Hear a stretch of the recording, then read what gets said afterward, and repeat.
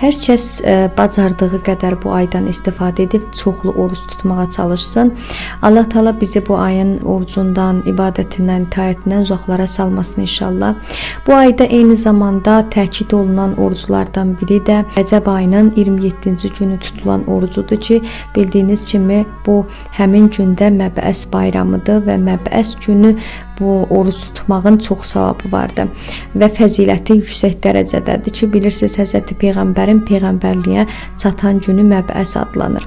Və Həzrəti Peyğəmbər buyurmuşdu ki, hər kəs bu ay boyunca bu zikri 100 dəfə deyib və onu həmin bu zikri sədəqə ilə bitirsə, Allah Taala'nın məğfirət və rəhmət qapısını üzünə açar. Allah Taala onun həmin zikir bundan ibarətdir.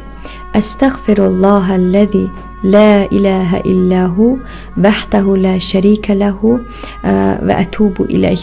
1000 dəfə bu ay boyunca la ilahə illallah zikrini buyurmuşdu.